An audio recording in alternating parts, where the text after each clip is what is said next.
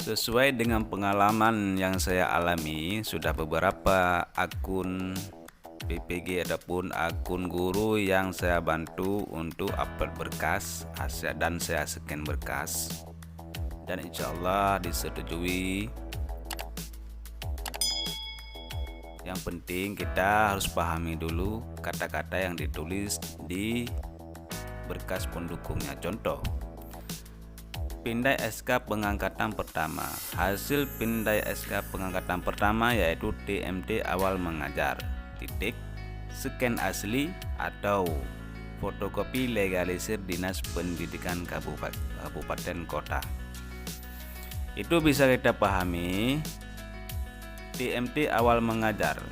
Misalnya ibu TMT awal mengajarnya di SIMPKB tanggal 1 Desember 2015.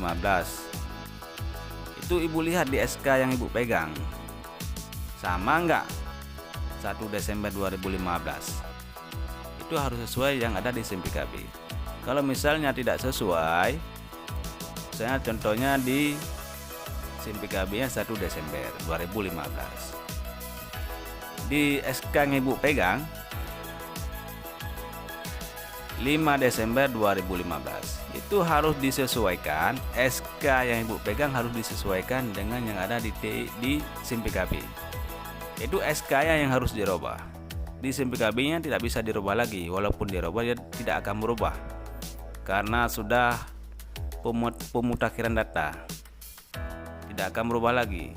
Itu yang harus dirubah yang di SK ibu pegang. Ya, caranya macam-macam. Bisa ibu ketik ulang ataupun minta balik ke kepala sekolah ataupun ke dinas pendidikan. Harus disesuaikan SK pengangkatan pertama itu sesuai dengan yang ada di SIMPKB ibu. Yaitu bisa diketik ulang, terus ditanda dengan kepala sekolah balik dan di scan. Kalau tidak ya tetap ditolak karena nanti keterangannya SK pengangkatan pertama tidak sesuai dengan TMT awal mengajar. Nah, itu triknya ya. Dan kalau yang asli itu tidak perlu ragu lagi. Kalau yang asli tidak perlu dilegalisir dinas pendidikan ataupun kepala sekolah, tidak mesti. Yang penting asli. Waktu di scan harus berwarna dengan scan-nya hitam putih. Scan-nya kan bisa dipilih yang hitam putih dan berwarna. Scan yang berwarna. Kalau yang fotokopi tidak distempel basah itu harus dilegalisir oleh Dinas Pendidikan Kabupaten Kota. Tidak boleh dilegalisir oleh kepala sekolah. Kalau yang fotokopi tetap harus dilegalisir oleh Dinas Pendidikan Kabupaten Kota ataupun provinsi. Ya begitu ya. Ini banyak yang ditolak di TMT awalnya karena operator waktu menginput data ibu kadang-kadang kurang teliti. Kadang-kadang kurang teliti, ada salah baik bulan maupun tanggalnya. Tetapi di SK yang kita pegang, kita cek tidak sesuai TMT awal sama yang SK kita pegang.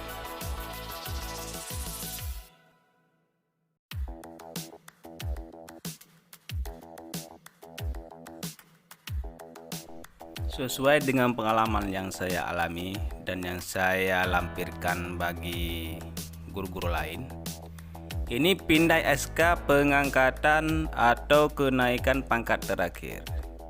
Ini kalau PNS sudah lama, ini ada SK kenaikan pangkat terakhir. Tetapi kalau CPNS, masih CPNS ataupun sudah PNS, belum ada SK kenaikan pangkat terakhir. Kalau belum ada SK kenaikan pangkat terakhir, bisa dilampirkan SK 80 dan SK 100. Kalau masih CPNS, lampirkan saja SK CPNS ataupun SK yang 80.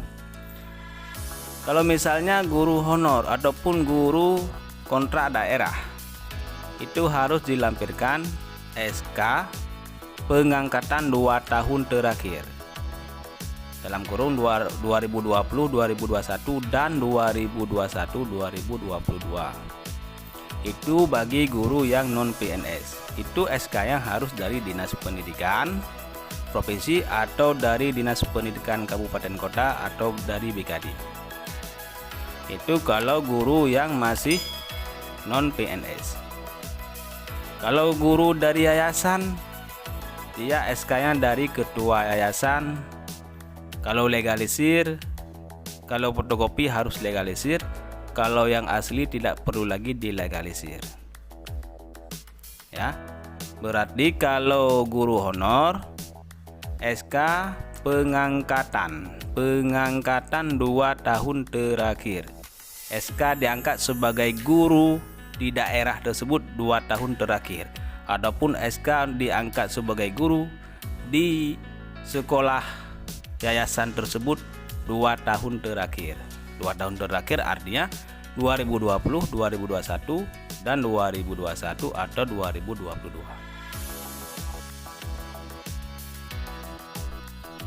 Yang ketiga, pindai SK pembagian tugas mengajar.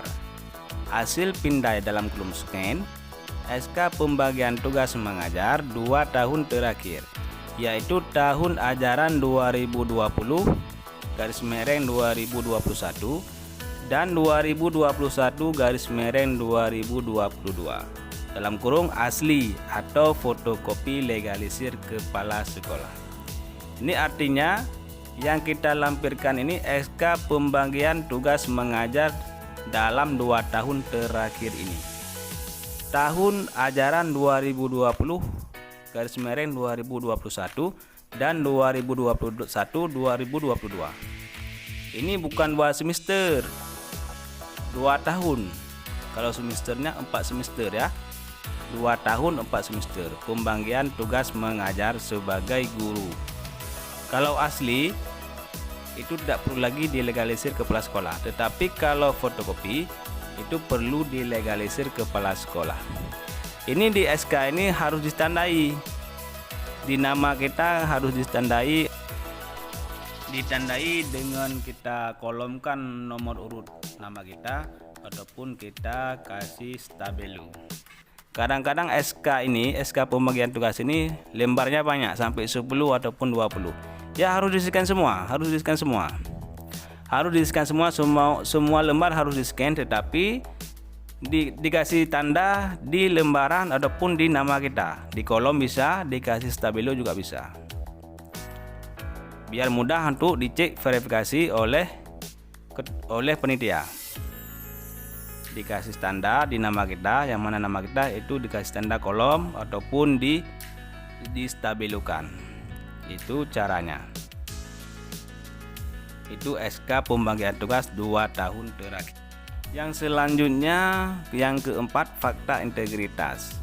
Hasil pindai dalam kurung scan fakta integritas dari calon mahasiswa bahwa berkas atau dokumen yang diserahkan dapat dipertanggungjawabkan keabsahannya yang dibubuhi materai 10.000 dan ditandatangani. Fakta integritas tersebut bisa di-download di sini di bawah.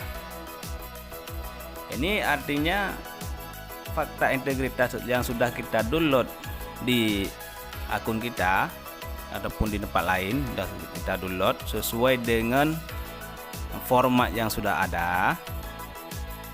Itu kita isikan nama dan lain-lain. Yang belum PNS bisa kita kasih NIK, nomor induk kependudukan.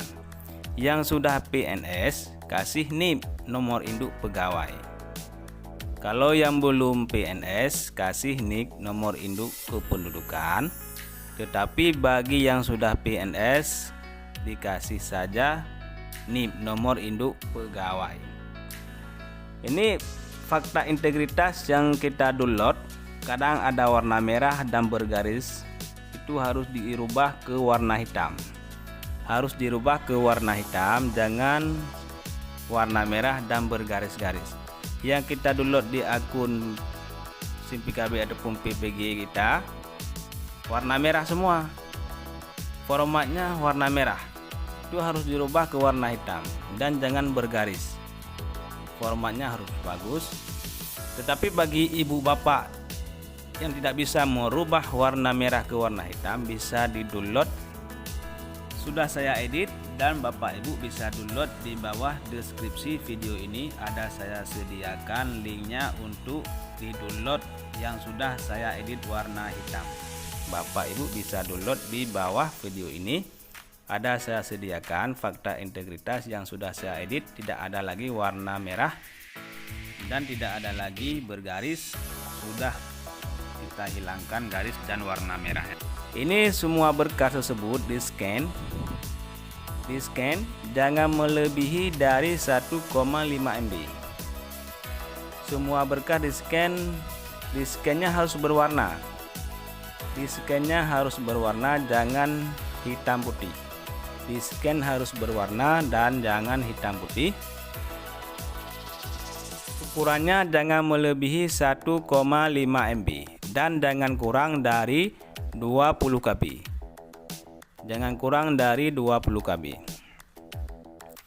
Kalau kurang dari 20 KB pasti tidak bisa diupload, dan kalau melebihi dari 1,5 MB tentu juga gagal saat mengupload. Hanya sekian video dari saya. Kalau memang ada pertanyaan ataupun yang keliru bisa dikomen di bawah ini. Agar sama-sama kita perbaiki, agar sama-sama kita cari solusi. Hanya sekian dari saya, terima kasih telah mendengarkan. Mohon bantuannya untuk di-subscribe video ini agar mendapatkan video-video terupdate lainnya sesuai dengan perkembangan dunia pendidikan dan teknologi.